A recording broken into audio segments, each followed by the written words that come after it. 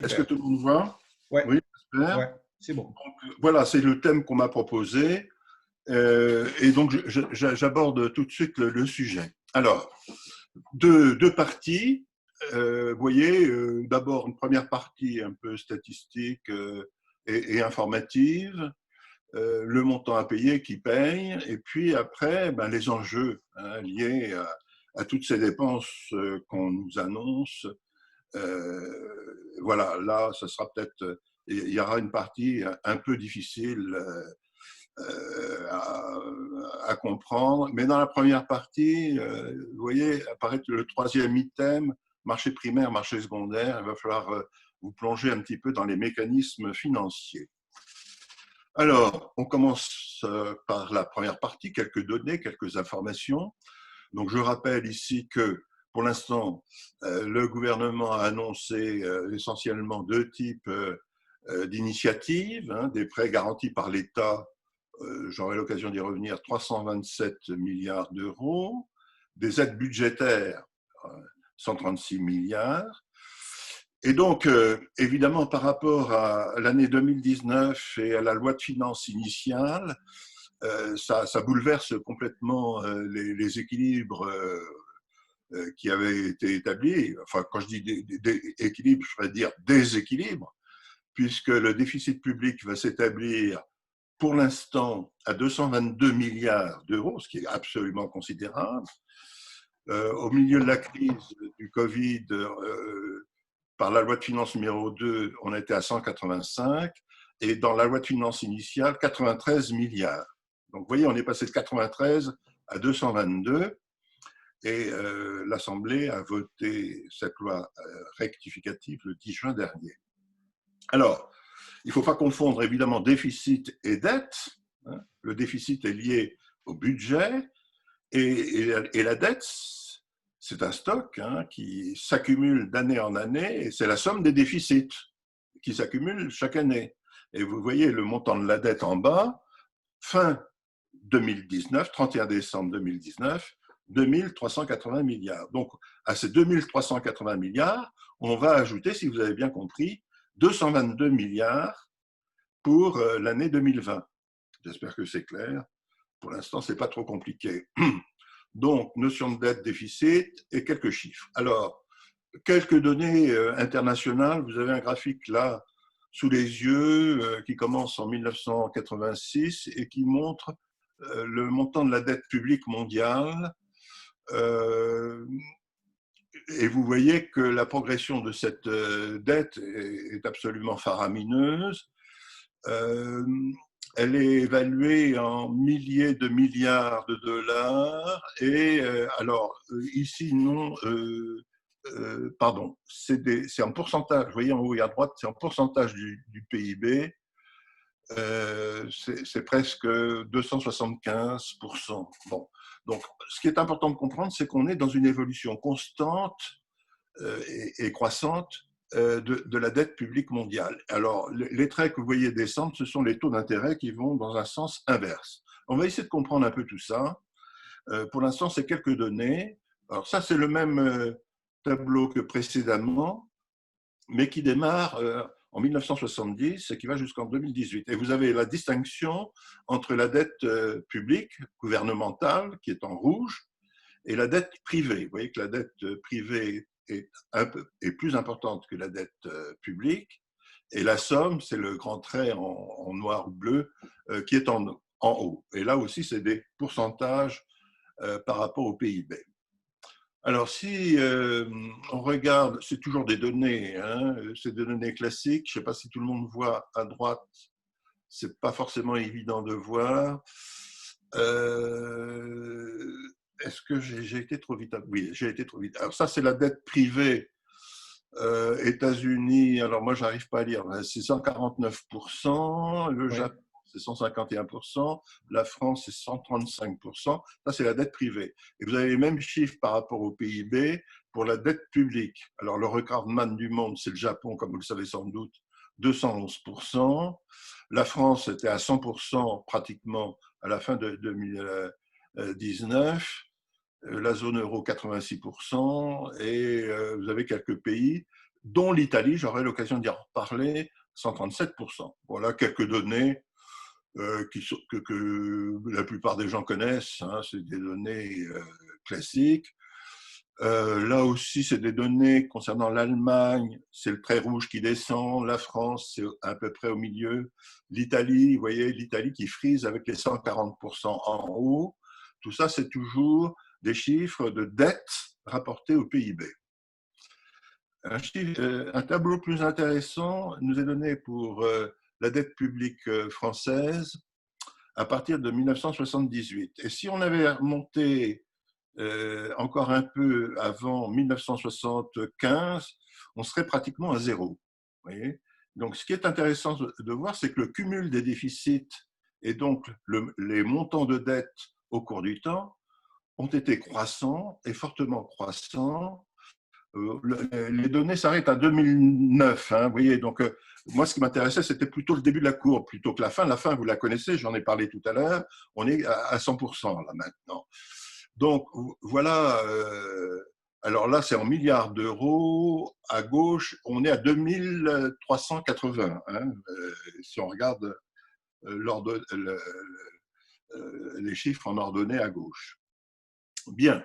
Donc je reviens 2019, il faut bien comprendre ce que c'est qu'un déficit, c'est par rapport au budget général qui fait la balance, comme c'est indiqué ici, entre les recettes et les dépenses. Et fin 2019, on prévoyait 93 milliards de déficit. Et à droite, vous voyez les intérêts qu'il fallait payer sur les 2380 milliards de dettes s'élevaient, si vous le lisez bien, à 38,6 milliards. Ça, c'était les intérêts de la dette. Bon, voilà quelques données.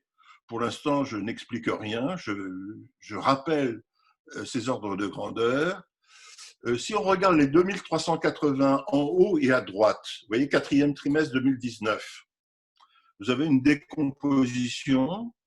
D'abord, en point de PIB, c'est 98,1. Et ensuite, vous avez la dette de l'État, mais ensuite la dette des différentes administrations centrales, des collectivités publiques locales, hein, si vous voyez bien, 210 milliards, et la Sécu, c'est le dernier chiffre, c'est 193,1.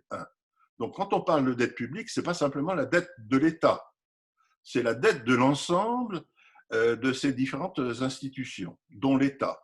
Hein. Donc 2380, c'est le chiffre qu'il faut retenir quand on parle de dette publique. Alors, j'espère que tout le monde voit encore. Alors maintenant, je passe à la partie financière. Vous voyez qu'en bas et à droite, on retrouve à la 2380. Alors, comment se décompose cette dette? Quelle est sa matérialité, en quelque sorte? Alors, vous voyez que la plus grosse part, c'est 2054. J'espère que tout le monde voit.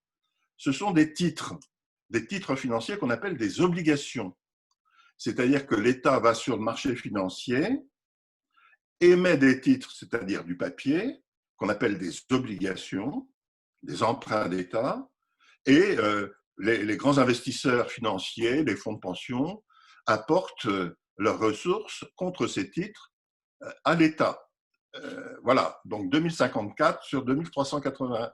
Ensuite, il y a des dépôts, ça c'est ce que l'État dispose pour financer des dépôts, tout simplement. Et puis, il y a des crédits qui sont accordés par des institutions, essentiellement des banques. Bon, voilà comment se décomposent les 2380. Et donc, la plus grosse partie, c'est celle qui va nous intéresser, c'est les 2054. C'est là où il faut parler marché financier et faire la distinction entre marché primaire et marché secondaire. Alors, si je regarde les chiffres actuels, donc j'ai dit tout à l'heure qu'il y avait 222 milliards de déficit budgétaire. J'espère que vous vous rappelez de ce chiffre.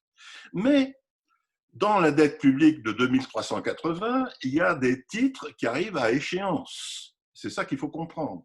Des obligations qui ont par exemple une durée de 10 ans, eh bien, au bout de 10 ans, ces obligations arrivent à échéance et il faut les rembourser à ceux qui ont prêté de l'argent. L'État doit les rembourser. Mais comme l'État n'a pas d'argent, il doit amortir la dette, c'est-à-dire en fait, il doit s'endetter à nouveau pour rembourser les dettes à échéance.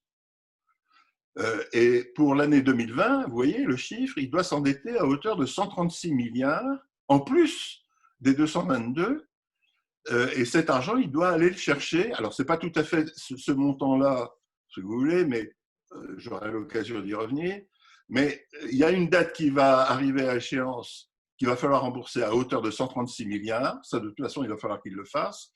Et il y a 222 milliards de déficit budgétaire. On l'a vu tout à l'heure. Alors, comment ça se passe?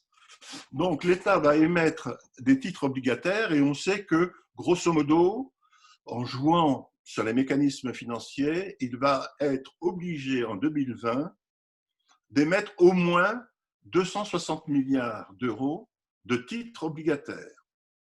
Chaque semaine, l'État va sur le marché financier, émet ses titres, grosso modo 5, 6, 7 milliards chaque semaine, pour faire au total, pour l'année 2020, 260 milliards de financement pour les besoins qui sont les siens, qui sont essentiellement, encore une fois, le financement du déficit et le financement des dettes qui arrivent à échéance. C'est ce qu'on appelle l'amortissement de la dette. Et donc, qui achète ces titres?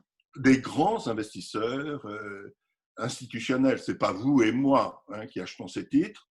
C'est des grands fonds de pension, soit français, soit surtout anglo-saxons, qui vont acheter les titres à hauteur de 260 milliards. Alors, ici, quand je parle de 260 milliards, on est sur le marché des titres nouveaux. Vous voyez, c'est marqué en haut du rectangle, c'est le marché dit primaire, c'est le marché des titres nouveaux. Mais dès le lendemain que ces titres ont été émis, les 5, 6, 7 milliards dont je parlais par semaine, dès le lendemain de l'émission, ces titres, comme les actions, peuvent être vendus par ceux qui les ont achetés. Les grands investisseurs, ils peuvent les vendre. Donc, il y a un marché de l'occasion, le marché des titres déjà émis. Donc, vous voyez, c'est ce qui est indiqué ici. Et évidemment, si un titre obligataire a été émis, par exemple, pour une valeur de 100, eh bien, dès le lendemain, cette valeur peut être de 110 ou de 90 en fonction de l'offre et la demande sur le marché secondaire. Bon, j'aurai l'occasion d'y revenir parce que ça va nous permettre d'aborder la question des taux d'intérêt et qui est une question absolument fondamentale pour la suite, mais là, c'est plus compliqué. Alors, attendez, je continue. Alors, par exemple, vous voyez, ici, c'est le volume moyen des transactions quotidiennes sur les titres à moyen et long terme français, en milliards d'euros. Ça, c'est le montant des transactions sur le marché secondaire. Et vous voyez qu'en moyenne, on est entre 10 et 18 milliards d'euros qui sont échangés sur le marché secondaire. Donc, vous voyez bien qu'il y a un marché, et c'est sur ce marché que se forment les taux d'intérêt. Alors, puisqu'il y a une offre et une demande, c'est ce qui est marqué dans mon tableau en bas et à droite, il y a une formation du taux d'intérêt en fonction de l'offre et la demande, mais j'aurai l'occasion d'y revenir tout à l'heure. Alors, qui détient les 2380 milliards de dettes? Eh bien, vous avez la réponse ici en bas et à gauche, 46% par des détenteurs, des investisseurs français, assurances, banques et autres, détenteurs étrangers 53%, mais la Banque centrale détient environ, en fait, ce n'est pas 400 milliards, c'est aujourd'hui à peu près 450 milliards. Sur les 2380 et plus maintenant, elle détient 450 milliards de la dette française. Voilà. Alors, voilà donc un premier ensemble qu'il faut avoir en tête. Donc, ici, il faut retenir la distinction entre marché primaire, marché secondaire. Il faut retenir l'idée que c'est sur le marché secondaire et non pas sur le marché primaire que se forment les taux d'intérêt. On aura l'occasion d'y revenir. On a une dette de 2380, mais qui va monter, vous voyez en haut et à gauche, à 2640, ça c'est prévu, pour l'année 2020, et que l'essentiel de la dette française est détenu par des investisseurs financiers étrangers. Alors, j'en arrive à la deuxième partie. Et c'est là où ça va devenir compliqué. Et c'est là où je vais vous demander d'être particulièrement attentif.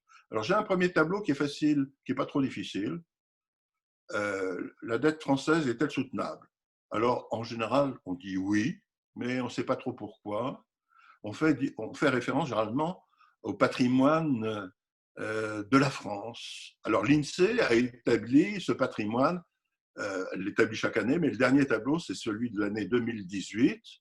Alors il y a un actif et un passif, et ce qui est important, c'est le patrimoine net, c'est-à-dire lorsqu'on prend tous les actifs et qu'on retire euh, euh, euh, toutes les dettes qui peuvent gréver ce patrimoine, on tombe sur un chiffre de 15 482. Ça, c'est ce qu'on appelle, c'est la richesse de la France sous forme de stock. Qu'est-ce que c'est que ce stock? C'est nos ports, nos autoroutes, tout ce que l'État pourrait, à la limite, vendre, privatiser, si vous voulez, et il pourrait privatiser à hauteur de 15 482. D'accord? C'est 8 fois le PIB de l'année, et c'est 14,7%. La dette publique, c'est le dernier item, vous voyez, la dette publique représente que 14% de la richesse patrimoniale française.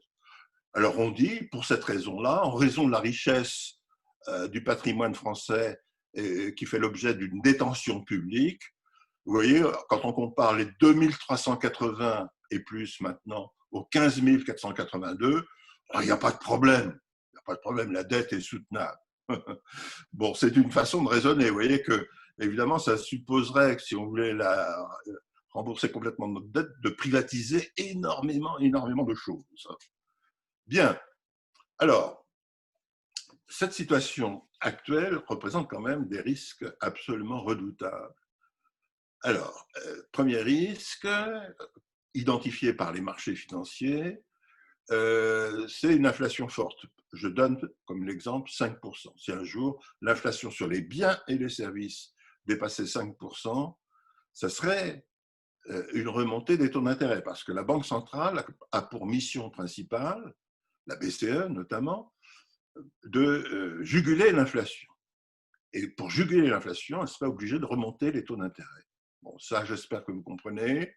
Plus les taux d'intérêt sont élevés, moins on va emprunter, moins il y aura de création monétaire, et donc ça va comprimer les dépenses de consommation et les dépenses publiques. Et donc, c'est une façon de combattre l'inflation que de rehausser les taux d'intérêt. Mais si il y a une remontée des taux d'intérêt, c'est là le paradoxe de la situation, et c'est là le danger énorme. S'il y a une remontée des taux d'intérêt, comme je l'ai dit ici, c'est surtout cette montée des taux d'intérêt qu'on observe, du reste un peu en Italie, se produit. Alors là, bon, je n'ai pas mis la conséquence, mais je vais l'expliquer dans un instant.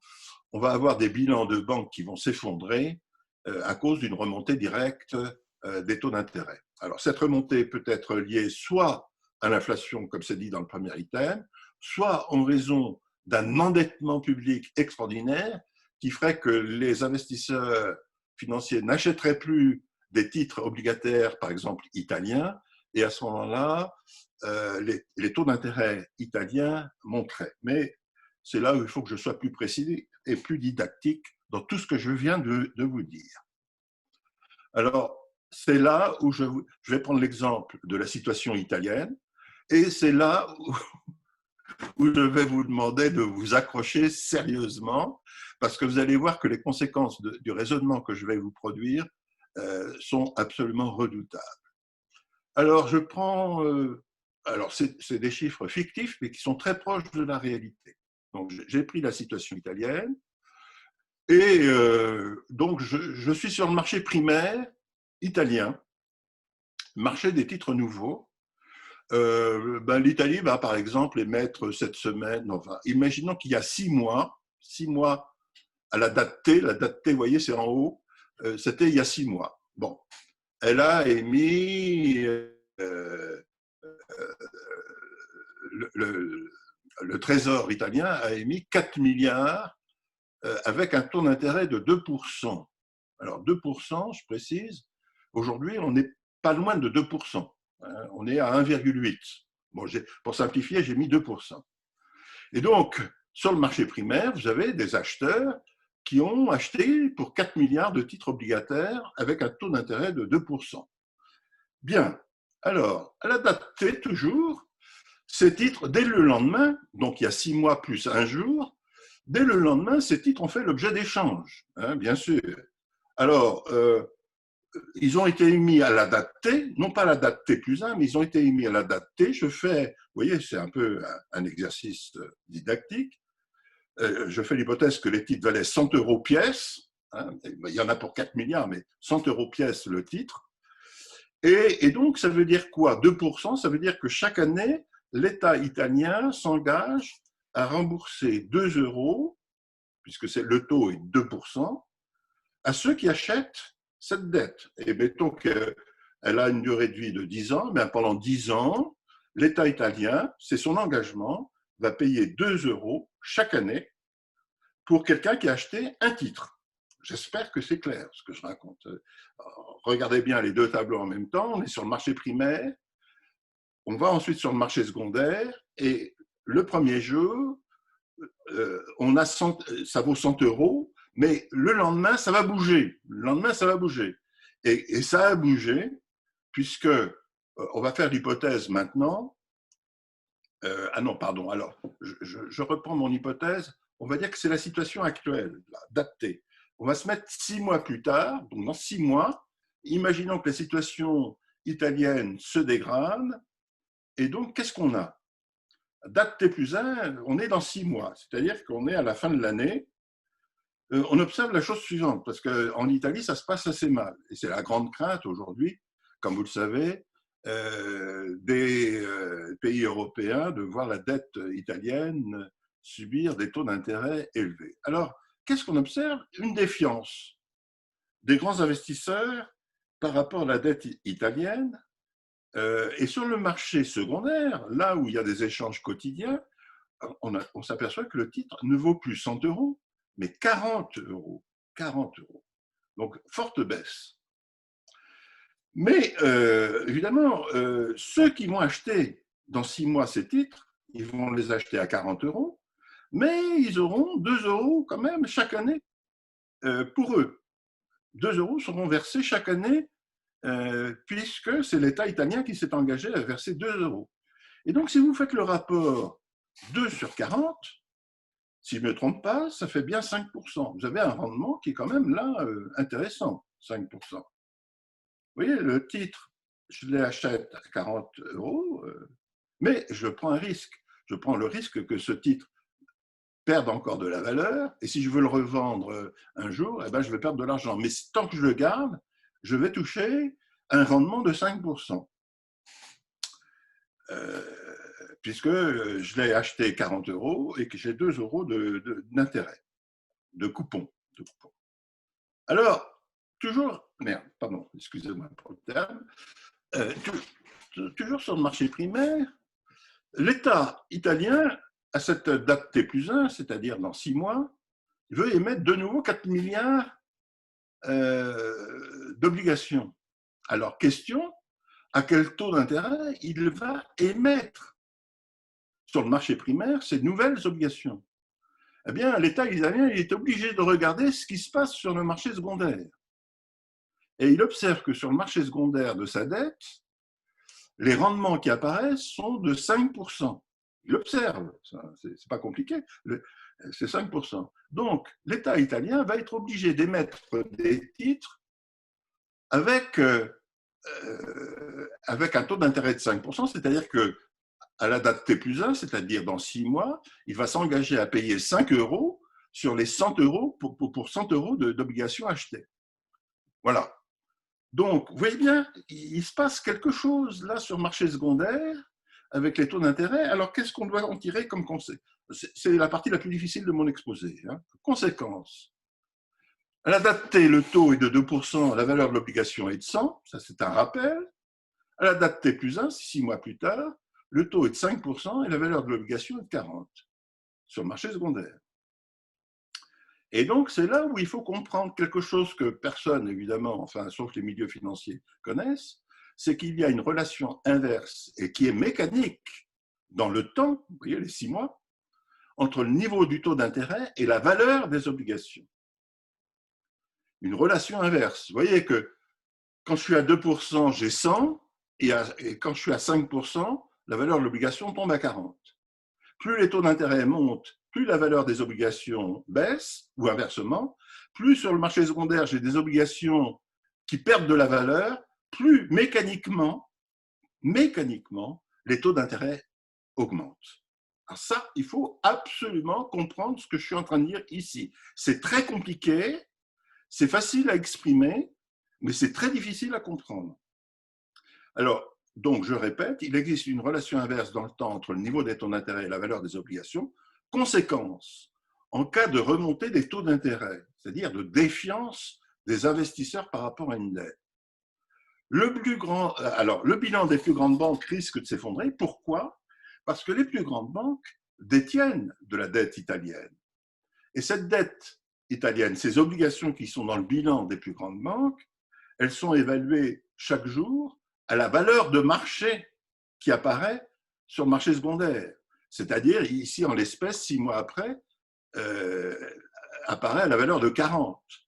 La banque a acheté, par exemple, des titres obligataires avec une valeur de 100. 6 mois après, dans son bilan, ce n'est plus une valeur de 100 qui apparaît, mais c'est une valeur de 40, puisque les obligations sont toujours évaluées à leur valeur de marché sur le marché secondaire. Donc, évidemment, une grande banque qui détient beaucoup de la dette italienne, elle voit son bilan s'effondrer en cas de remontée des taux d'intérêt. Et c'est ça qui provoque des crises systémiques, qui peut créer des crises bancaires majeures. Alors, à 5% encore, ce n'est pas très grave, vous voyez, mais dans l'esprit des opérateurs des marchés financiers, quand on atteint le chiffre de 7%, là on n'est pas très loin avec 5%, on estime qu'un État ne peut plus aller sur le marché primaire. Parce que le coût pour lui devient tellement important, à travers les taux d'intérêt qu'il faut payer, etc., que l'accès devient trop risqué pour les opérateurs sur les marchés obligataires. Donc, l'État est éjecté, en quelque sorte, du marché financier.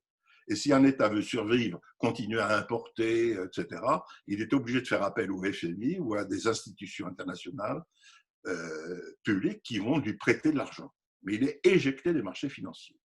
Donc, vous voyez que tout le monde... et il se trouve qu'en 2008-2009, l'Italie a frôlé les 7%. Donc, tout le monde avait la trouille. La Grèce a été éjectée des marchés financiers. Pourquoi? Parce qu'une émission émise à 100 €, mettons avec un taux d'intérêt de 3%, est tombée sur les marchés obligataires à 10 €. Et donc là, les taux d'intérêt, les taux de rendement étaient de 33% à un certain moment sur le marché secondaire. Et donc l'État grec ne pouvait pas émettre de la dette à 33% sur le marché primaire. J'espère que vous comprenez mon raisonnement. Ce n'est pas simple. Il y a une gymnastique intellectuelle, là, il faut absorber ce que je viens de vous dire. Ce n'est pas du tout évident. Alors, je termine maintenant, parce qu'il y a un grand débat aujourd'hui, auquel je voudrais maintenant vous faire part, c'est le rôle de la BCE par rapport aux dettes publiques, notamment européennes. J'ai ici à droite un bilan simplifié de la Banque centrale européenne au 15 mai 2020. Ce qui m'intéresse surtout, c'est l'actif de son bilan qui est donc à gauche. Vous voyez que le total en bas de l'actif, qui est le même que le passif, c'est 5 505, 5 000 milliards d'euros. Sur ces 5 000 milliards d'euros, regardez à gauche, au milieu, vous avez 3 156 milliards achats de titres. C'est des titres obligataires, les titres dont on vient de parler. Alors, il y a quelques obligations privées, d'entreprises privées, mais l'essentiel, vous voyez, 2207, ce sont des titres publics, de dette publique, italienne, française, allemande, etc., etc. Bon, selon une clé de répartition qui est la clé de répartition du capital de la Banque centrale européenne. Chaque pays a apporté un capital, il y a une clé de répartition et la Banque centrale européenne achète des titres. Et si vous avez bien compris, elle achète ces titres sur le marché secondaire. Elle n'a pas le droit d'acheter les titres sur le marché primaire, mais seulement sur le marché secondaire. Parce que si elle les achetait sur le marché primaire, ça serait considéré comme des aides directes de la Banque centrale aux États. Donc, elle les achète que sur le marché secondaire. Et vous comprenez bien que plus elle va acheter de titres, plus elle va soutenir le cours des obligations sur le marché secondaire. Et donc, les taux d'intérêt sont maintenus très bas, puisqu'il y a une demande forte sur le marché secondaire. Donc, la valeur des obligations a tendance plutôt à augmenter à cause de la demande de la Banque centrale européenne. Donc, les taux d'intérêt sont maintenus bas. J'espère que vous comprenez, relation inverse. C'est difficile à comprendre, hein, ce que je dis, mais... Et donc, plus la Banque centrale européenne achète des titres publics, plus elle soutient en fait les États grâce à des taux d'intérêt bas, ce qui permet d'avoir des charges d'intérêt dans les budgets faibles. Bien. Alors, ensuite, vous voyez que les 969 milliards qui sont en haut, c'est en fait des prêts aux banques, c'est ce qui est indiqué ici, et les 3156 vont sur les marchés obligataires et concernent aussi bien des dettes privées que des dettes publiques. Bon, ça ne doit pas être très compliqué là, à comprendre ces deux pavés supplémentaires. Alors, c'est là où il faut faire très attention et il y a quelque chose de très important à comprendre. Qu'est-ce que font les banques avec les prêts de la Banque centrale? Elles peuvent davantage faire de prêts aux ménages et aux entreprises. Bon, c'est la partie verte. Mais elles peuvent prêter à d'autres investisseurs financiers. Et ces investisseurs peuvent, grâce à ces prêts, intervenir sur les marchés actions. Et les banques peuvent également intervenir directement sur les marchés actions ou sur les marchés obligataires. Et dans la mesure où la Banque centrale déverse énormément de liquidités à travers ses prêts, notamment aux banques, vous avez des marchés actions qui se portent très très bien. Des marchés actions qui se portent très très bien. Et du reste, les banques préfèrent intervenir sur les marchés actions que de prêter aux ménages et aux entreprises. Parce que prêter aux ménages et aux entreprises, c'est long, c'est coûteux. Il y a pas mal de risques qu'on n'arrive pas forcément à évaluer. Tandis que sur les marchés actions, les rentabilités sont beaucoup plus rapides, c'est plus clair, c'est plus net. Et aujourd'hui, malgré quelques soubresauts, les marchés actions se portent très, très, très bien. Par contre, les entreprises, les ménages, je ne vous fais pas le dessin, on a des soucis. On a des soucis concernant les prêts bancaires. Pour vous donner un ordre de grandeur, juste avant la crise du Covid, le Dow Jones, qui est le marché action new-yorkais, a augmenté de 400% depuis 2009, depuis la crise financière. Il a été multiplié par 4. Alors qu'évidemment, la croissance économique n'a pas été multipliée par 4, loin s'en faut, hein, de très loin même. Et aujourd'hui, les marchés actions ont retrouvé à peu près leur niveau d'avant la crise Covid. Il y a eu un moment, un choc, puis c'est remonté, c'est remonté, c'est remonté, et ça passe par ce biais-là, pour l'essentiel. Et la Banque centrale est obligée d'injecter des liquidités parce qu'elle espère toujours que les banques vont prêter davantage aux ménages et aux entreprises et soutenir l'activité. Mais les banques sont des banques privées et les banques préfèrent aller sur les marchés financiers et notamment les marchés actions. Donc vous voyez que là, on a quelque chose de très très lourd, globalement, qu'il faut intégrer quand on parle de monnaie et de finance. Alors, deux grands scénarios. La fuite en avant. Alors, les dettes continuent de grossir. Hein. Je vous ai montré les graphiques qui montent, qui montent, qui montent. Je prends l'image d'une boule de neige dans une avalanche qui grossit, qui grossit, qui grossit. Et les États font rouler la dette. C'est-à-dire que quand Macron nous annonce des chiffres énormes, qu'est-ce qu'il fait? Il emprunte sur les marchés financiers. Et quand il y a des dettes qui arrivent à échéance, il emprunte de nouveau pour rembourser les dettes. C'est ce qu'on appelle faire rouler la dette. Voilà. C'est pour ça qu'il dit qu'il ne va pas créer d'impôts nouveaux, puisque les marchés financiers sont là pour acheter les titres obligataires. Donc, les dettes continuent de grossir. Hein, on a vu dans quelle proportion dans les chiffres précédents.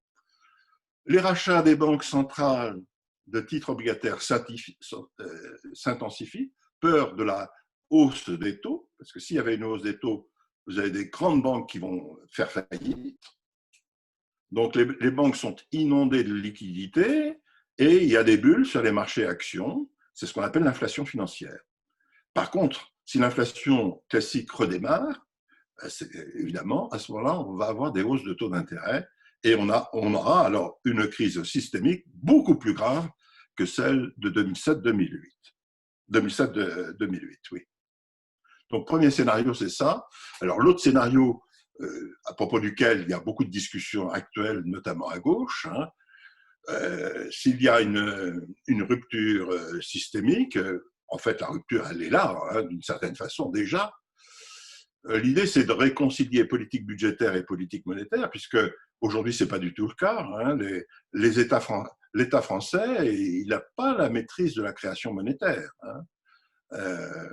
Les budgets sont votés démocratiquement, ça on le sait, mais ce n'est pas le cas des décisions monétaires. C'est la Banque centrale qui est indépendante des États qui décide de sa politique d'injection de liquidités ou de prêt aux banques. Ce ne sont pas les États. Alors, donc, beaucoup de propositions consistent à dire qu'il faut faire perdre aux banques centrales leur indépendance, et notamment à la Banque centrale européenne, pour que celle-ci soit sous contrôle du Parlement européen, et que ce soit le Parlement européen qui dicte l'orientation de la politique monétaire et qui puisse diriger notamment les injections de liquidités, par exemple, sur des activités non carbonées, ce que ne fait pas du tout la Banque centrale européenne aujourd'hui, parce qu'elle a des clés de répartition qui se veulent neutres par rapport à l'activité économique et qui donc ne favorisent absolument pas la transition énergétique. Voilà, alors je crois que j'ai terminé, presque. Alors, ça, je rajoute ma propre vision des choses, créer des monnaies citoyennes. Alors, il y a des débats à gauche qui sont très sérieux. La droite dit évidemment qu'il faut payer les dettes. Alors, donc, premier débat, créer des dettes perpétuelles à taux zéro, c'est-à-dire qu'on peut faire tourner la dette à taux zéro, c'est-à-dire qu'on n'a pas de charge d'intérêt. Donc, ça, c'est des propositions qui sont émises même par des gens qui ne sont pas à gauche, mais qui connaissent bien les. Donc, on pourrait imaginer ce type de solution. Et puis, est-ce qu'on peut annuler les dettes publiques détenues par la Banque centrale européenne? Ça, c'est l'objet de grandes discussions. Je vous rappelle que dans le tableau précédent, vous voyez dans le pavé à droite, bleu à gauche du bilan, il y a 425 milliards qui, au 15 mai 2020, étaient détenus par la Banque centrale européenne pour la dette publique française. Il y avait 425. Donc, il y a une grande idée qui consiste à dire, puisque la Banque centrale européenne dépend des États, point de vue de son capital, une institution qui détient une dette publique, on peut très facilement imaginer qu'on puisse supprimer, annuler ces 425 milliards. Alors, il y a un grand débat sur le sujet. Je peux vous préciser les termes de ce débat. Je pense qu'on va voir monter ce débat de plus en plus. Et beaucoup disent que si on annulait ces 425 milliards de dettes, on donnerait beaucoup de marge à la politique économique française pour financer des investissements utiles dans la période actuelle. Et voilà, tombe 7 fois, relève-toi 8 fois, c'est un proverbe japonais, et c'est par cette maxime que je termine ma présentation. Merci François. Alors, les gens qui ont déjà participé à des échanges avec toi, à tes exposés, moi j'ai un petit temps d'avance parce qu'on retrouve, je trouve, des éléments bien entendu qu'on avait évoqués en 2008. Donc, ce que je vous propose, c'est de passer par un premier temps. Hein, on a une grosse demi-heure, on va dire, pour échanger. D'abord des demandes d'éclaircissement. J'ai parlé plus longtemps. Pardon ? J'ai parlé plus longtemps que prévu, hein, c'est ça? Oui, voilà. Mais s'il y a des… Alors, je répète qu'on enregistre là, donc s'il y a des gens qui veulent repasser leur leçon, ils pourront le faire. Mais par rapport à cette première partie, s'il y a des questions, des demandes particulières sur des détails qui ont pu échapper, et on passera à des questions un peu plus générales. Juste, je précise, Ce que tu nous fais, c'est en gros un contexte aujourd'hui de la situation financière des États et les logiques de financement des budgets des États, avec le paramètre qui, parce que ça ne paraît pas complètement dans ton raisonnement, mais juste un commentaire et en même temps une question, je démarre de ce point de vue-là. En gros, la crise du Covid n'est comme une problématique un peu spécifique d'une logique qui est une logique lourde qui de toute manière est une logique très compliquée. Parce que dans ce que tu es en train de dire, c'est pas la crise du Covid qui met en danger, c'est la logique qui est la logique financière qui d'une certaine manière va être aggravée par les effets qui sont les effets du Covid, mais somme toute, c'est bien la logique qui d'une certaine manière est perverse structurellement. Me semble-t-il. Je ne sais pas si. Voilà, est-ce qu'il y a des gens qui souhaitent, poser des questions particulières? Alors, vous utilisez soit la petite main, soit vous pouvez poser des questions sur le chat, sur la conversation. N'hésitez pas. À l'oral, c'est interdit. Oui, non, mais tu veux poser des questions, Guillaume. Et il y a Pascal pour l'instant. Il y a Pascal, visiblement, il y a Guillaume aussi. Bon, ouais. Vas-y Pascal, et ensuite Guillaume. Alors, je vais simplement poser une question simple, enfin au moins dans son énoncé, parce que je n'ai pas compris en quoi la création des monnaies citoyennes pourrait contribuer, si c'est bien ça, au règlement total ou partiel de la question des dettes. Oui. Tu réponds de suite ou on prend les deux questions, François? Ça m'est égal. Vas-y, Guillaume, pose la question que tu voulais poser. Vous m'entendez? J'ai activé mon micro. Ouais. Oui. Bonjour tout le monde. Alors moi, je pars de super loin dans toute cette thématique qui pourtant m'intéresse. Et il y a plein de choses que je ne comprends pas en fait dans ce qu'a expliqué François, mais non pas parce qu'il l'a mal expliqué, mais parce qu'il manque des bases sévères. Il a parlé de dette privée, de dette publique. Moi, de mon petit monde de béotien, je ne vois pas pourquoi on mettrait la dette. Puisque le sujet, c'est qui paye la dette. Moi, j'imagine, je prends ma place de citoyen. Je ne vois pas pourquoi on intègre la dette privée. J'imagine que la dette privée, ce sont des entreprises. Pourquoi moi, je paierais les dettes qu'ils contractent? C'est la première chose. Pardon si je suis maladroit dans les questions, mais je ne sais pas si j'exprime bien, mais là, je suis… Vas-y, on verra. Vas-y. Qui parle, là. Ensuite, François, tu as dit la BCE achète, c'est ça, des dettes d'État? Mais c'est quoi son budget? Il vient d'où? Elle achète avec quoi? Parce que là, moi, je ne comprends pas non plus. D'accord. Il y a des comptes des États. Voilà. J'ai compris. D'accord, la question est claire, d'accord. Il y en a une autre encore? Tu as droit à une autre, pas plus. Allez, je suis désolé, mais en fait, il faudrait que je mange avec François, je pense. Oui. Et puis une dernière, est-ce qu'on peut qualifier de dette quand un État investit pour construire un hôpital? Oui. Pourquoi ça devient une dette et non pas un investissement social? Ça me paraît important dans la sémantique à employer. Est-ce que c'est prévu dans le langage économique? Voilà. Ok, merci. Est-ce que François, à toi, François? Alors, je prends d'abord la question de Pascal. Oui. Je crois qu'il y a… C'est les monnaies citoyennes, hein, voilà. Les monnaies citoyennes, mais ça rejoint aussi un peu la question que tu soulevais, Jean-François, au départ. On est sur des logiques d'ensemble qui remontent à une cinquantaine d'années qu'on appelle aujourd'hui, entre économistes, la période néolibérale. On a subi 4 cycles financiers pendant cette période néolibérale qui se sont toutes terminées par des crises financières sévères.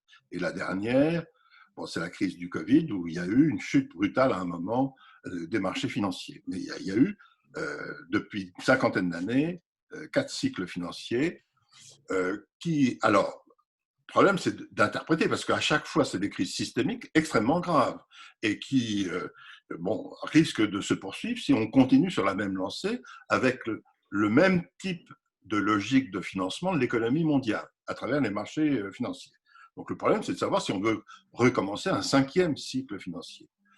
Et ce qui fait le propre des cycles financiers qu'on a connus et qu'on connaît encore, c'est le fait que les banques centrales soient indépendantes, que les banques pour l'essentiel, très grande majorité, la quasi-totalité des banques sont des banques privées, et donc que la distribution du crédit, c'est-à-dire la création monétaire, alors ça rejoint une question qui a été posée, hein, la distribution du crédit échappe pour l'essentiel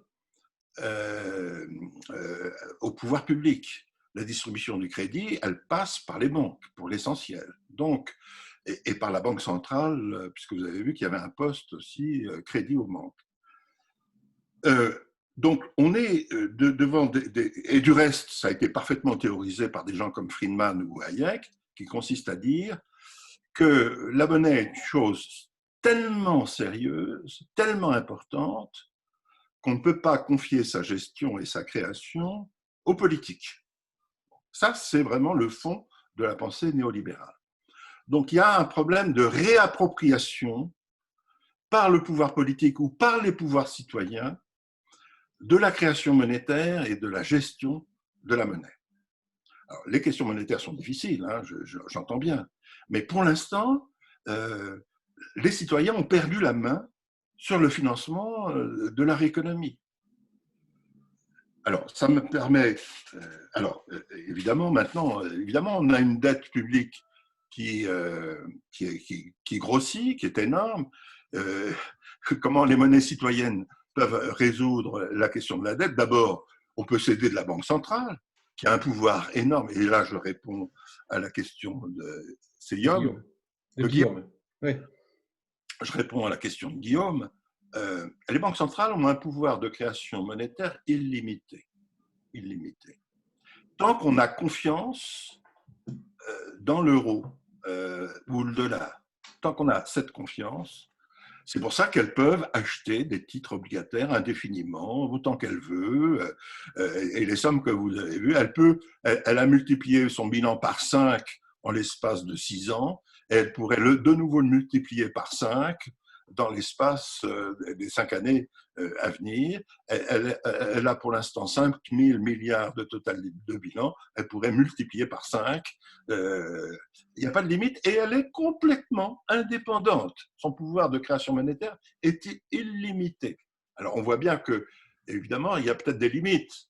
Parce que si on distribue beaucoup de monnaie comme ça, hein, à un moment, ça va peut-être retomber sur l'économie réelle et ne pas aller uniquement sur les marchés financiers. Et si ça va sur l'économie réelle, on risque d'avoir une inflation et donc des taux d'intérêt qui remontent et qui, à ce moment-là, comme je l'ai dit, mettraient à bas l'essentiel du système bancaire. Bon, donc, quand on regarde le problème de la dette aujourd'hui, il y a une partie qui pourrait être rachetée davantage par la Banque centrale européenne et qui pourrait être annulée. Donc, c'est une partie seulement. Parce qu'évidemment, l'autre partie de la dette, elle est détenue par des grands investisseurs, par des assurances-vie que vous détenez peut-être, etc., etc. Alors, il y a tout le débat sur les dettes légitimes et illégitimes, parce que la dette peut croître, parce qu'on a des budgets qui sont fortement en déficit, parce qu'on a éliminé l'impôt sur la fortune, etc. Donc, on pourrait peut-être en partie éliminer une partie de cette dette, c'est-à-dire ne pas rembourser une partie de cette dette. C'est très compliqué à faire. Il faut que l'État se déclare en banqueroute et à ce moment-là, on ne rembourse pas une partie des dettes. Mais en France, on a connu à plusieurs reprises des banqueroutes, hein, au moment de la Révolution française et à d'autres moments, quand l'État devient impécunieux, on peut déclarer la banqueroute et on ne rembourse plus les dettes. Mais à partir d'un certain niveau d'endettement, il est clair que c'est ça qui risque d'arriver. Enfin, je crois que sur le fond, politiquement, ce qui est important, c'est que les citoyens s'emparent de nouveau de ce pouvoir. En 1981, la grande idée des nationalisations, c'était que l'État puisse se réapproprier le pouvoir d'émettre de la monnaie. Parce qu'en fait, ce pouvoir était très largement privatisé par les compagnies financières Suez et Paribas et par les plus grandes banques. Donc voilà, on a un problème de distribution du crédit qui échappe complètement au pouvoir citoyen. Donc c'est ce pouvoir-là qu'il faut aujourd'hui se réapproprier. Voilà, et alors, bon, pour terminer, je réponds toujours à Guillaume, c'est vrai que si les crédits, si les crédits de la Banque centrale n'allaient pas seulement aux banques pour être investis dans les marchés financiers, mais si au contraire, ça allait directement pour financer des services collectifs, des biens publics, etc., il est clair qu'à ce moment-là, on aurait probablement des investissements non seulement utiles, mais qui, évidemment, pourraient être facilement amortis dans la durée. Donc, par les effets, amortis par les effets économiques et sociaux que cela entraînerait pour l'ensemble de la société. C'est ça qu'il faut comprendre. Voilà, donc voilà une première salve de réponses. Je ne sais pas si j'ai été complètement clair. Ah oui, sur dette publique, dette privée. Non, nous, en tant que citoyens, évidemment, on est plus impactés par ce qui se passe du côté de la dette publique. Les dettes privées, c'est les dettes des entreprises ou la dette des ménages. Alors, là aussi, je crois qu'il faut faire une distinction parce qu'on a tendance à raisonner à partir de sa propre position personnelle. Quand on s'endette, beaucoup de journalistes disent ah ben, l'État c'est comme un ménage, il faut rembourser les dettes à un moment ou à un autre. Bon. Ce qui n'est absolument pas le cas. Les mécanismes monétaires au niveau national ou européen ne sont absolument pas les mêmes, comme j'ai essayé de vous le faire comprendre, que ceux qui existent au niveau d'un ménage. Vous l'avez compris, l'État peut faire rouler sa dette. Vous n'avez pas cette possibilité de faire rouler votre dette comme l'État le fait. Et puis, vous n'avez pas le pouvoir de création monétaire. Ce pouvoir, il est dans les banques, et uniquement dans les banques, et surtout à la Banque centrale. Bon. Et seules les banques et la Banque centrale ont le pouvoir de créer de la monnaie. Pour ça, il faudrait que je fasse une autre visioconférence pour vous expliquer les mécanismes de création monétaire. Mais les grands investisseurs financiers n'ont pas la possibilité de créer de la monnaie. C'est seulement les banques et les banques centrales. Donc voilà, il faut intégrer toutes ces notions, c'est un peu compliqué pour comprendre les mécanismes de financement d'une économie, voire même de l'économie mondiale. Pardonnez-moi si j'ai été un peu long par ma... Non, mais c'est toujours très compliqué, la matière est toujours un peu compliquée, ça demande de revenir à des trucs. Voilà, un des éléments de réponse ici à Guillaume, c'est effectivement la Banque centrale, elle a la capacité de fabriquer de la monnaie. Voilà. Et comment elle se finance? C'est en fabriquant de la monnaie. Non, pas seulement la Banque centrale, hein, les banques, voilà. Mais voilà. C'est pas comme nous qui, je veux dire, nous n'avons hélas pas la possibilité de faire marcher notre propre planche à billets qui nous permettrait de payer les commissions. Voilà. Il y a une Caroline, après il y a une question de Béatrice Fontaine. Voilà, je voulais relayer la question de Béatrice, et après moi j'en aurais une, mais voilà, qui était sur reprendre un petit peu sur le fait d'avoir un titre émis à 100 € qui a été revendu à 40 €. Oui.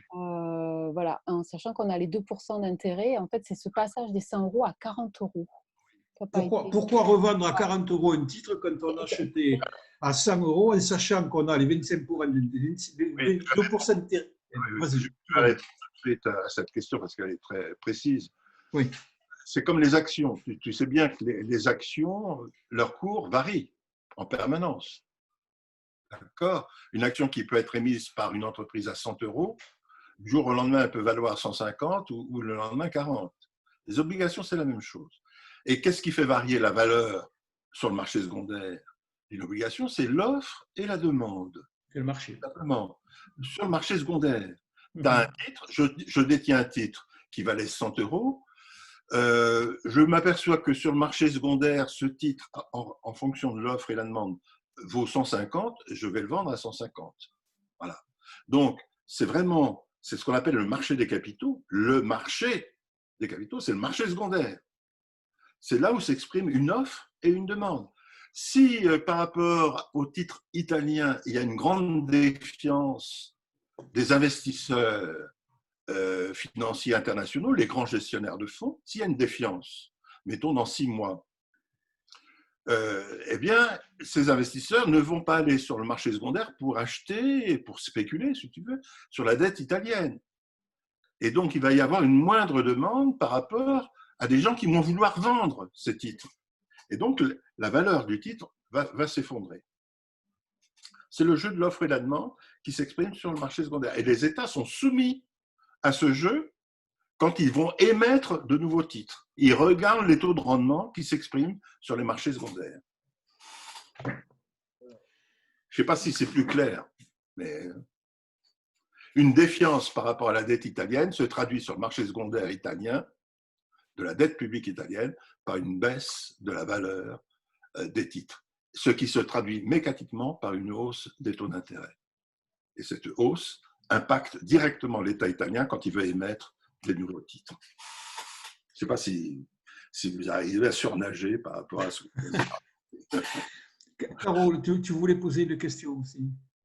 Oui, enfin moi c'était un peu pour essayer de comprendre quand on nous parle en fait de dette publique et qui entraîne une politique d'austérité budgétaire qui va entraîner la fin des services publics, qu'on peut plus financer, qu'il faut voilà. Et c'était pourquoi, enfin ce qui a été dit, pourquoi on peut pas l'annuler en fait cette dette publique et comment on la maintient encore à l'heure actuelle et la justification par rapport à ces politiques budgétaires d'austérité.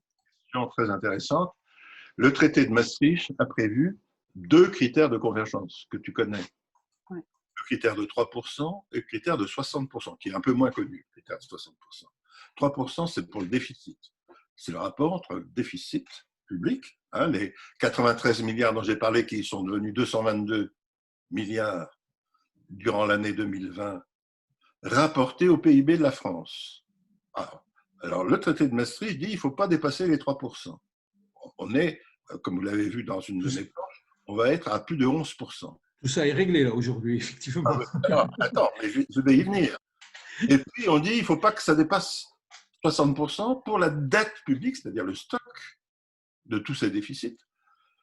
Il ne faut pas que ça dépasse 60% du PIB. Vous avez vu les chiffres, on va être en réalité autour de 125 ou 130%, le double du critère. Donc les critères sont explosés. Les critères de Maastricht sont explosés, on ne les respecte pas.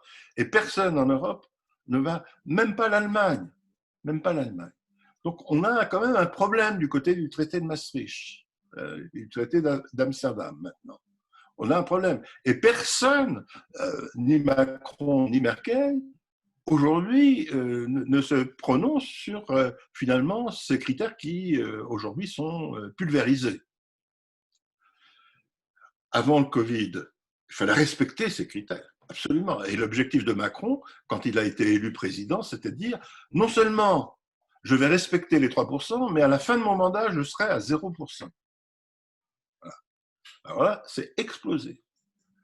Donc, ça serait le moment de refaire un nouveau traité et puis dire les choses plus clairement. Bon, alors, pour aller dans la seconde partie de ta question, il est clair que jusqu'à présent, ces critères-là étaient des critères qui guidaient les politiques économiques. On serrait les boulons dans tous les sens pour respecter les 3%, pour limiter les dépenses publiques. Là, aujourd'hui, on lâche les vannes. Vous avez compris, 222 milliards de déficit public, on lâche les vannes et on accroît la dette et, comme par miracle, c'est possible. Comme par miracle. C'est l'argent, comme certains l'écrivent, magique. D'accord ? Et évidemment, beaucoup de personnes ne comprennent pas pourquoi c'est possible. Alors, c'est possible tant que les grands investisseurs achètent ces titres, puisque l'essentiel, encore une fois, provient des marchés financiers. Donc, tant que les marchés acceptent de financer de tels déficits, il n'y a pas de souci à se faire. Donc, et pourquoi il n'y a pas de souci à se faire d'une certaine façon ? C'est parce que s'il y a le moindre risque de relèvement des taux d'intérêt par défiance des investisseurs financiers, qu'est-ce qui se passe ? La Banque centrale intervient, elle achète les titres, et donc, vous voyez, elle compense. Voilà. Et tout cet argent va en fait dans les banques et ensuite de nouveau sur les marchés financiers pour faire exploser les marchés actions. Bon. Donc on est dans un système complètement fou. Donc vous voyez bien que en réalité, tant que vous avez une banque centrale qui accepte de racheter des dettes, c'est bon. Mais pourquoi cette banque centrale finalement n'est soumise à aucun impératif politique? C'est ça la grande question. Et donc, moi je dis, enfin c'est même complètement invraisemblable, il y a une contradiction énorme entre le fait de dire il faut que la Banque centrale soit indépendante, neutre dans ses actions, et puis les besoins de plus en plus pressants qu'on ressent politiquement, et qui pourrait faire que la Banque centrale dirige directement la création monétaire vers les activités les plus utiles et non pas, in fine, sur les marchés financiers. On est dans cette, je dirais, contradiction absolument gigantesque qui apparaît de plus en plus claire que, en fait, la Banque centrale fait de la politique sans le dire, sans être soumise au moindre pouvoir démocratique. Je ne sais pas si je suis clair, mais non. Il y a une question de Pascal, Guillaume et Daniel. Hein. Oui. Pascal. Ouais, qui avait levé la main. Oui. Donc là, je vais faire appel à l'art divinatoire de François Morin. J'ai une version courte pour ma question, est-il optimiste, et une version un peu plus longue.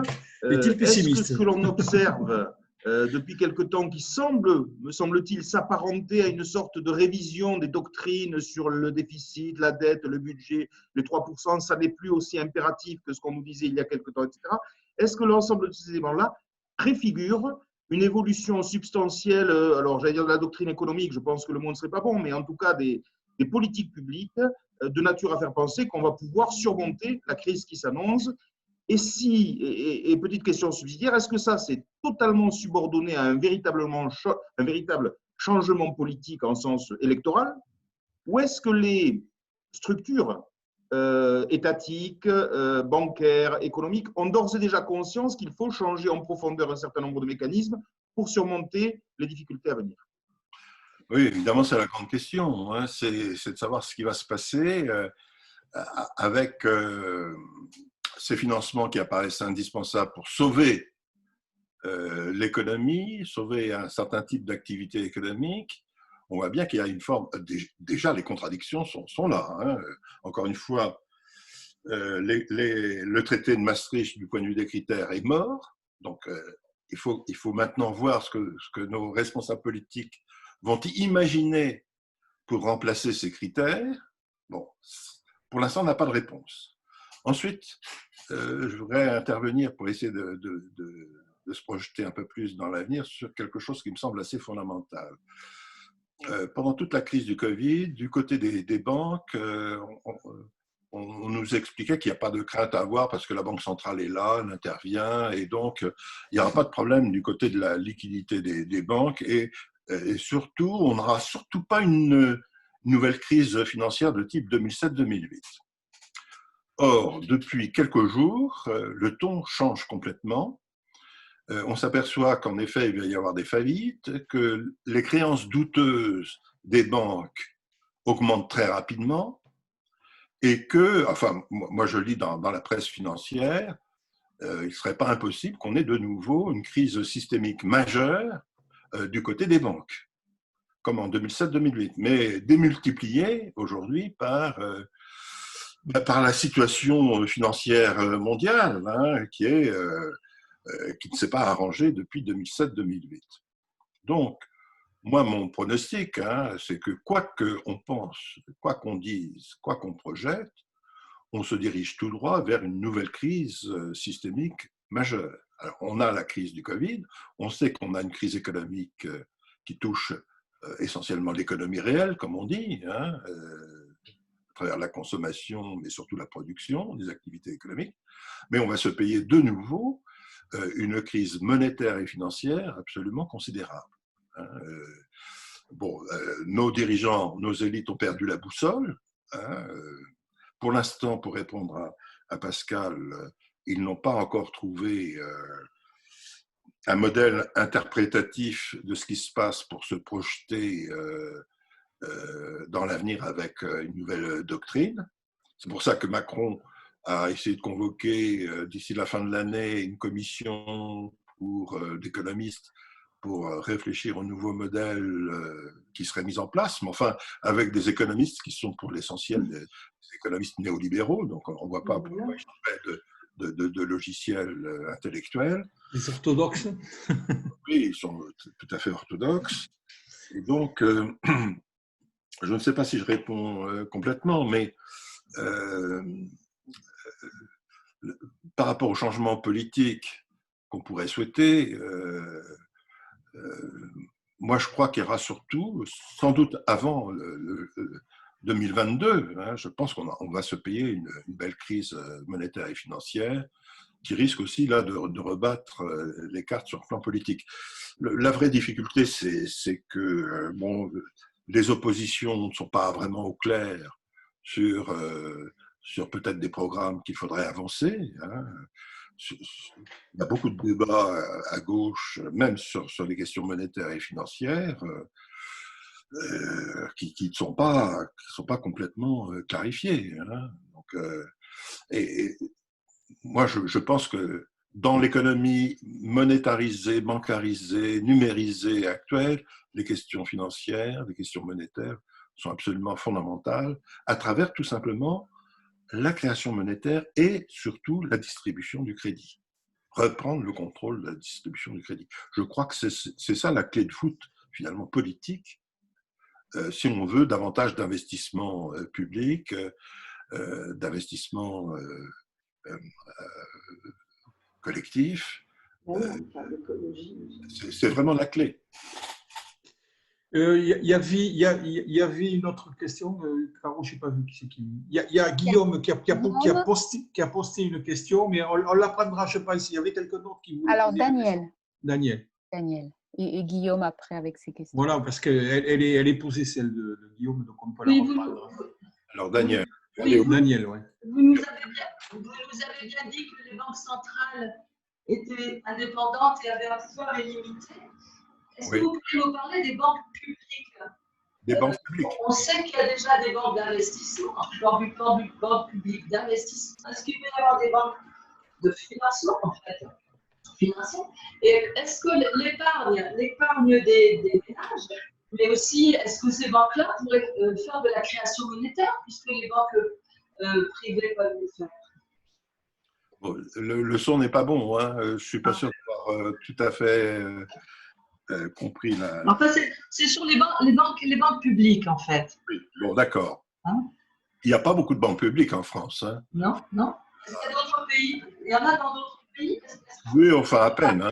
À peine. Est-ce que ce serait concevable? Alors, c'est l'idée de dire qu'il faut créer un pôle public bancaire. C'était déjà l'idée du programme commun en 1981. Hein. On retrouve cette idée de créer un pôle de grandes banques publiques. Oui, simplement en 81, on a échoué. Pourquoi? Parce qu'on a étatisé les banques et finalement, en leur donnant une grande autonomie de gestion, elles se sont comportées comme les banques privées. Et on n'a pas vu beaucoup de changements de ce point de vue-là. Donc, il faut réfléchir aussi à la question de la nationalisation. Où, quand on dit banque publique, oui, mais comment elles vont être dirigées, ces banques? Et là aussi, peut-être qu'on peut imaginer d'autres formes de gouvernance ou de pouvoir, non seulement dans les entreprises, d'une façon générale, mais aussi dans les banques. C'est là où l'on peut parler aussi peut-être de monnaie citoyenne, à partir du moment où on reverrait la gouvernance des banques, c'est-à-dire en fait la distribution du crédit. Il me semble que ce qui est plus important, c'est la gouvernance de ces banques, introduire de ce qu'on appelle aujourd'hui de plus en plus la codétermination à parité, c'est-à-dire en fait un pouvoir égal entre ceux qui apportent les ressources financières et les salariés, parce que qu'elles soient publiques ou privées, là on a un vrai pouvoir qui peut influer sur la distribution du crédit. Parce que si on a des banques publiques comme en 1981, j'ai peur qu'elles soient étatisées et finalement… Bon, à moins qu'on ait un pouvoir politique très fort qui peut-être peut influer sur leur politique et leur gestion, mais est-ce vraiment souhaitable? Il me semble que ça passe plutôt par peut-être une révision des systèmes de gouvernance des entreprises en général et des banques en particulier. On arrive au bout là. Alors il y a la question qui est la question de Guillaume. Je ne sais pas si tu l'as vu, François. Hein? Je n'ai pas regardé, non. Bon, voilà, hein, alors, pourquoi avoir lié organiquement? Ce qui sont des questions très larges de mon point de vue. Alors voilà, hein, on est quasiment au bout de notre temps. Hein, mais je renvoie à la lecture des bouquins de François par rapport à ces questions-là. Déjà des bouquins qu'il a écrits dans lesquels il y a des éléments qui sont des éléments de réponse. Mais c'est pourquoi avoir lié organiquement les États aux règles du fonctionnement des marchés financiers, hein, c'est le traité de Maastricht. Est-il utopique d'imaginer un système qui affranchirait complètement l'État de ces règles? Voilà. Qui affranchirait complètement les États de ces règles. Oui, mais ça, c'est toujours vraiment la question de fond. C'est pour ça que je... Voilà, la tournée de plusieurs façons. Il faudrait remonter à la Société du Mont Pèlerin en 1947, où la pensée néolibérale s'est forgée progressivement au cours des années, jusqu'en 1971, pour dire finalement que ce qui compte pour l'économie telle qu'on pouvait l'avoir à l'époque, qui en fait des économies capitalistes, et qu'il fallait absolument que l'État n'intervienne plus directement dans l'économie, simplement en fixant les règles du jeu, et que pour réaliser ce programme, il fallait d'abord, libéraliser la sphère financière, parce qu'à l'époque, pendant les 30 Glorieuses, l'État fixait les taux d'intérêt, encadrait le crédit, fixait les orientations. C'est pour ça qu'il y a eu une reconstruction du pays et une forme de planification en Europe et ailleurs, que ce soit aux États-Unis, en France, en Allemagne et ailleurs. Les taux d'intérêt n'étaient pas fixés par le marché, la distribution du crédit était parfaitement organisée à travers différentes instances et il y avait de la planification.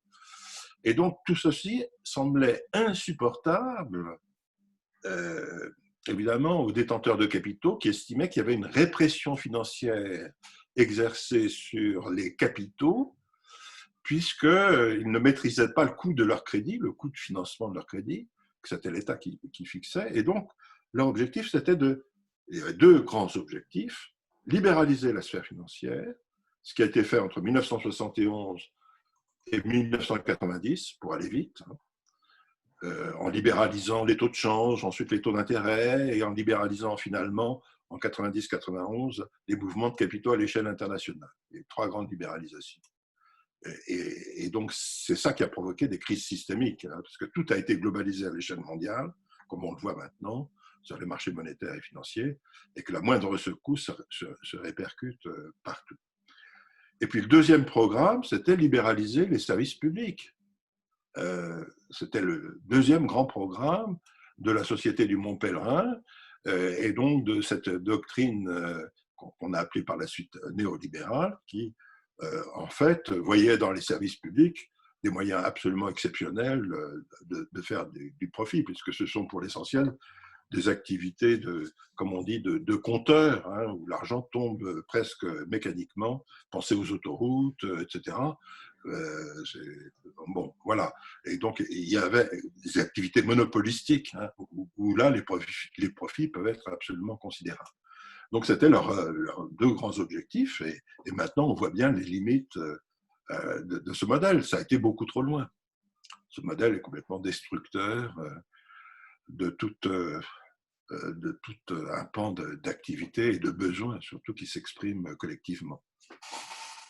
Il est 19h32, donc alors, Guillaume avait une dernière question concernant le massacre environnemental, mais ça, bon, moi je propose, si Guillaume est intéressé par cette question-là, on va avoir l'équivalent de ce qu'on a fait avec François ce soir. On va essayer de traiter cette question-là aussi.